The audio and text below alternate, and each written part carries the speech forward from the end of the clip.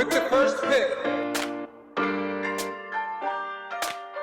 with the second pick, with the third pick, with the fourth pick, Crashing the Boards. select. Hello and welcome to Crashing the Boards, episode number 8. I'm Evan Skilliter. As always, I'm joined by Jordan Foote. Jordan, what's going on, man? How's it going, dude? I am super glad to be back. We're like a month away, and I can't believe that we're less than a month away by the time this is out. Like, it's insanely crazy to think about. Like, I feel like we should be doing like 50 prospects a week right now. I know And we're so behind. yes, we've already done so much, but there's just so much left to do draft wise. And then maybe like a side mock / ranking / whatever we plan on doing / not doing. That's a roundabout way of saying I'm excited to be back, and I'm really stoked to talk about these kids that we're gonna cover. Yeah, and this is our first episode post draft lottery and post combine, actually. So we have some extra insight into some of these guys, but yeah, things are moving along quickly. And for this week, we're going to do 4 prospects this week, but we're going to split the show into 2 parts. So you're watching the one that will be released on Wednesday. There'll be another one coming out Friday. We'll talk about that one soon. But for this one, we're going to discuss Michigan's Franz Wagner and Arkansas's Moses Moody. If you missed last week, be sure to check out YouTube for analysis and breakdowns of Cam Thomas, Alperen Sengun, and Corey Kispert. Be sure to like and review and subscribe and comment, etc., etc. Share with your friends. What are we up to? Like 35 or so? I think we might be at like 36, 37. Yeah, we're moving up in the world, man. Man, we are big time. We are big time. So, but anyway, thank you for your support so far. I've had some good discussions with some of you, whether it's through YouTube or whether it's through the Crashing the Boards Instagram, which is at Crashing the Boards Show. We're always willing to talk, always willing to chat. You can find us on Twitter as well individually. I'm at Evan R. Skilliter, and Jordan's at Footnoted with an E between the foot and the noted. And yeah, we look forward to the discussion. But let's get started, Jordan. We're going to start with Franz Wagner out of Michigan, 6'9", 220-pound small forward, averaged 12.46 points per game, 6.5 rebounds, 3 assists to 1.29 turnovers, 1.25 steals, 1.04 blocks, shot 47% from the field on 9.2 attempts, 34% from 3 on 3.6 attempts, and he was an 84% free throw shooter on 2.82 attempts. I've got some notes here, but I want you to kick it off, Jordan. Yeah, man. I think first and foremost, I like him as a well-rounded, good fit with pretty much any team. Like, even if he does go in that lottery kind of area, that range, I like him as a versatile offensive piece. And I think defensively that's going to be my second point. Offensively, promising shot for him. He comes off screens well, can handle the ball, takes care of the rock pretty well. Good feel and court vision, like not your primary ball handler, but can do that in spurts. Well-rounded, good fit on any team. Defensively, man, I really like what he brings to the table. A high IQ, plays lanes with really good anticipation. I think really quick and confident rotations, adequate size, capable athlete. Like, people kind of think that he's not a very good athlete. I think he's just fine. He should be able to switch and handle that at the NBA level. And he's a fantastic team defender. And that kind of goes hand in hand with being a high IQ player and displaying good effort on that end. But I think that whatever team drafts him, as long as they don't expect him to save the day necessarily on either end, he's going to make them pretty happy with their investment. Yeah, I have him down as a tremendous defender as well. He's got really great length. He's a 6'9". We'll have him as a small forward, right? But he's got great length. He can defend all over the place. He's got that IQ and good feel for the game as well. So as far as playing the passing lanes, knowing when to switch, when to fight through screens, he's always active, whether it's on the ball or off the ball. I like him. And there weren't too many examples of him switching onto a post defender or a post offensive player rather, and defending in the post. But from what I saw, he's formidable, right? Strong enough. He can get the job done. So yeah, I like him as a versatile defender. And I mean, you named it offensively. Um, I've got down what I really like is that he doesn't have to score to be effective or engaged, right? Like he's another guy. He doesn't shoot like Corey Kispert, but we talked about how Kispert moves around a lot, and Yeah. he doesn't need to get the ball in order to be in order to keep moving and put pressure on the defense. And Franz is that guy as well. He's ready to shoot. He's happy to shoot. He's a good enough shooter. I think he commands enough attention to be, a floor spacer, if you will. But if he gets the ball on the move, he's a guy that really takes what the defense gives him. If there's space, he'll attack. Not necessarily the most athletic attacker, but a guy that can get to the rim if it's there. His mid-range game, well, we'll talk about that in a second with the question marks. But again, like you kind of mentioned his playmaking ability. He's not your primary initiator, primary ball handler, but he's a guy that, if you need a secondary or tertiary guy that can handle the rock and create, kind of like I've been watching a lot of playoff basketball, obviously, and his game is not the same as Kevin Huerter, but Herter's role in terms of playmaking, and when either Trey needs a break or Trey's got a tough defender, they give it to Huerter, and Huerter can run the pick and roll, kind of create some space for himself, or make some good dump off passes. I think Franz is that kind of guy that, let's give Trey a couple possessions off and let's see what Franz can do. I think that's a decent role for him. But yeah, I think his offensive game is the things that he does well are important things for an NBA offense.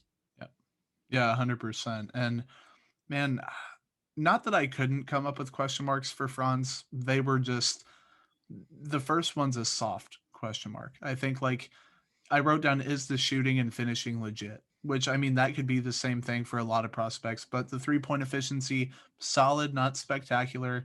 The shot, I notice it gets a little slow at times. Like it's not exactly the same every time he shoots. Will it be reliable in the NBA? That's something to keep an eye on.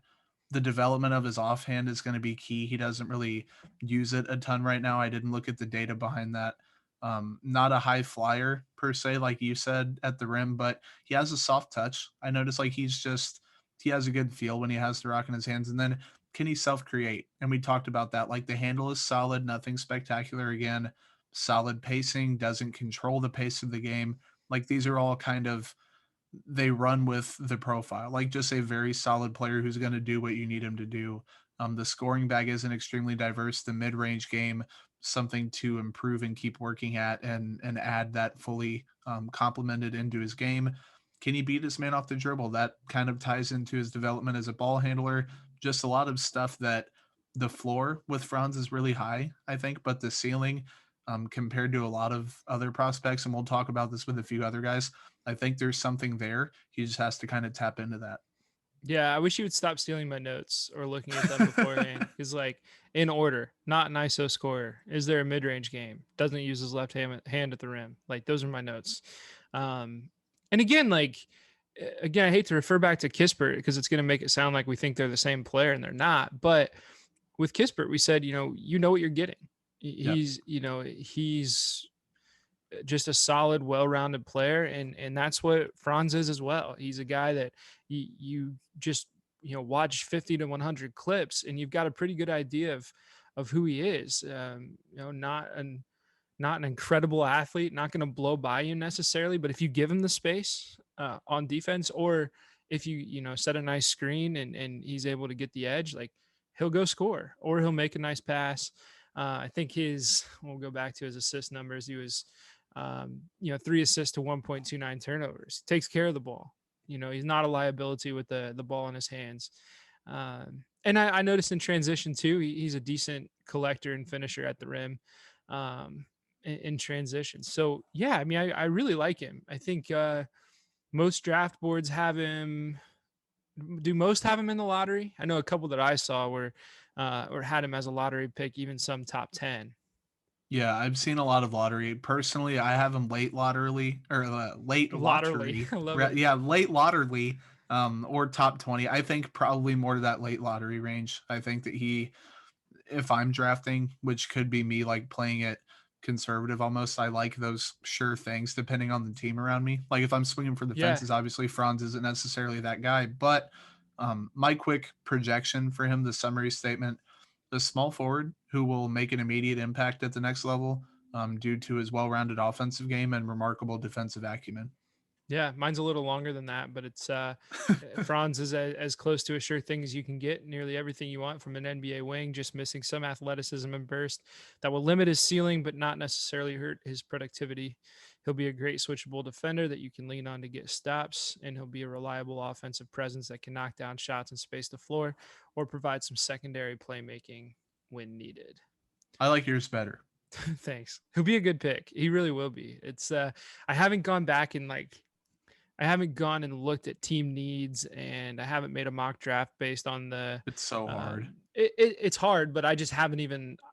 If you ask me who has pick 6, I don't know if I'd be able to tell you without looking it up. Like I haven't dived into that aspect yet, but I bet you there are a few teams in the middle of the first round that that have some needs that he could fill for sure. Well, and then too with the whole mock draft slash ranking thing, then you get into the uh, I like this player more than this player in a vacuum, but then considering the team need and stuff like that, like a player that you would have as a late lottery pick, depending on the team need, could go as early as like 6 or 7. It just depends on that. So that's why I like this show, because we just kind of give a range and say this is what we like. And if you're a GM watching this, which that would be insane and awesome, then kind of read a little more into it. Yeah, exactly. All we're trying to do here is give you a summary of the player. You can decide what a team needs and where he fits best. But yeah, we're just an overview show. Yep. This is the guy. This is who you got. So who we have next is Moses Moody out of Arkansas.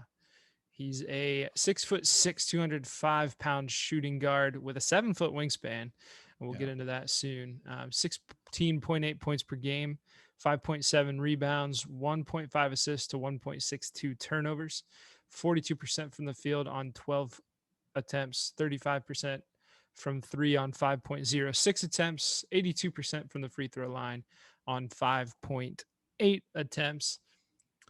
Look, there are a lot of things we could say about Moses too. But man, 7-foot wingspan at 6'6", it's a pretty nice size for a guard. Yeah, man. The positives definitely start on the defensive end, I think. Ideal modern wing defender. Like whether it's at the shooting guard or he steps out and guards threes, he can add a little bit to his frame and I think be able to do that very well. He stays in his stance, really high effort. I think he buys in when he's locked in on defense and plays well. Very high IQ. His instincts are fantastic. Like he's a very anticipatory defender. The length absolutely helps with that, playing passing lanes or just ISO, just manning up on whoever. Terrific team defender. Just kind of moves well laterally, like not an insane athlete, but I think he does move quite well. Great size and length as that wing defender. So that's definitely the first thing that jumps out at me. And then on the opposite end, it's got to be the shooting. I think whether it's right now or in the future. Also, shout out to his offensive rebounding. That's something I did Yeah, notice that it definitely is worth talking about. But steady and clean 3-point shot. I like the way the ball comes off of his hand, which is probably a weird thing to say for a prospect that shoots. I mean, whatever. I like the way the ball comes out of his hand. I like the whole setup. I like the base. The form is fantastic. Comfortable coming off screens. Like it's not just a spot up shooting thing. The catch and shoot potential is there for him to be a marksman. Still can improve the efficiency. I think we mentioned that with Franz, where there's room to grow. He flashed like a dribble into the mid-range jumper, and it was like a 1 or 2 dribble pull up to the midi, which was nice to see. yep, And then he uses it versus like really aggressive closeouts is what I saw. Like if you close right. out too hard on him, he won't go all the way to the rim.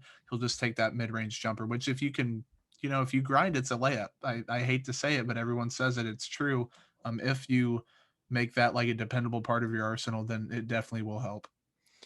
Yeah, there are a couple question marks as far as finishing and dribbling go, but I'm right there with you. Great off the ball defender. Plays passing lanes. He can help at the rim. Right, that length is going to alter a lot of shots. Um, no matter who it is, right? You like that 7-foot wingspan. Um, Offensive rebounding, like you said, certainly a plus. He's a good rebounder in general, right? He averaged 5.7 a game, which is good from the spot that he played. I really don't have much to add as far as uh, things that we like in the offensive game. You mentioned the midi. He hit it with consistency. He was in the, according to Synergy, 91st percentile on jumpers inside 17 feet. And then he wasn't great from 17 feet to the 3-point line, but also didn't shoot many from right there. That's kind of an awkward spot anyway. Doesn't matter who you are. Mm-hmm. Um, and then he's a great 3-point shooter. So, um, 35% from beyond the arc, like you said, he could work on the consistency some. But man, I really like the fact that he can jump. I mean, he's not the greatest athlete, but he gets up on the jump shot. He's got a 7-foot wingspan, so it's a high release. I think there's room for improvement. I think he will, over the course of his career, be able to add a couple percentage points to that 3-point shot over time. But yeah, as far as question marks go, like right now, I think he's a 3-and-D player. I hate that term. Well, I don't hate the term. It's an accurate term for a lot of guys, but I don't mean to limit players when I say 3 and Sure. D. But he's not a fluid dribbler right now. He's I don't know if you call it herky jerky or he dribbles a little high, maybe a little slow, but that really hurts his ability to create space for himself. Hurts his ability to get all the way to the rim, which in turn kind of hurts your ability to create for others, right? He's not a tremendous passer right now. He was, I think, at 1.5 assists and 1.6 turnovers is what the Yep. numbers were. So, he's got room to improve the passing. But again, these are young kids. He's a guy that, well, I'll go back to the finishing too. He's just an average finisher. But he's 7 feet tall, or not 7 feet tall, but he's got a 7-foot wingspan. He's 6'6". Like, I think eventually as the game starts to come to him a little bit, he should be able to improve around the rim. And as he, gets reps and improves his handle, like that will really, really help his game. And I think that's why people have him pretty high on draft boards right now, is that potential. Like, he's a good player now, but those two things, if he can develop those, which aren't necessarily hard to develop. I mean, I don't want to take anything away from guys that work hard and grind and get better at basketball. Like, I get that it takes work, but it's not rare to see guys develop those traits. And so, yeah, I mean, they're question marks, but I think the sky's the limit. Yeah, man, absolutely. And several things. Like you teed me up for a lot of stuff off of that. Can he win individually was my first question mark. The handle is a little limited, not a crazy athlete with great burst. Create space in ISOs. Is that even going to be his NBA role? Like, I don't think to start he's ever going to have to do that. So can he develop that over time? Draws fouls, isn't a great finisher. Sometimes settles for that mid-range jumper over a 3-point shot. I'm just Yeah. flesh that out and expand the range. Is there more to him as a passer? I think there is more. The assist to turnover kind of limits the full story. I think he makes all the basic reads. He shows flashes as a pick and roll ball handler that I don't know how much in the NBA he's going to do that. I think that there's something there though. That's just an inkling I had. Not asked to do more than really keep the ball moving sometimes. There's maybe a future as a secondary creator. And I think that as he improves the handle, as he improves making reads, like you mentioned 3-and-D, like a McCall Bridges type thing. I think there's more to his game than that. Not to say that Bridges is only that, but you look at their ceilings, you look at the measurables, the crazy wingspan, stuff like that. I think that he can do possibly a little bit more if needed to for an offense, which we haven't seen Bridges really need to do more because now he has Chris Paul and Booker. This has been the quote unquote breakout year, whatever we'll have you, which being a really, really good role player or even a really, really good 3-and-D starter, that's going to help quite a bit at the NBA level. I think that this guy's definitely a lottery pick. I think that he is a shooting guard who fits that traditional 3-and-D rule perfectly, but I'm with you. I think that there is some upside to his game beyond that. Right. I'll give you my summary. I'll let you follow it up with yours. Mine is he's a shooting guard. with first-round talent that can knock down open looks on offense, but whose greatest contributions will come on the defensive end. He has the length, hustle, and defensive IQ to guard multiple positions, jump passing lanes, and help at the rim.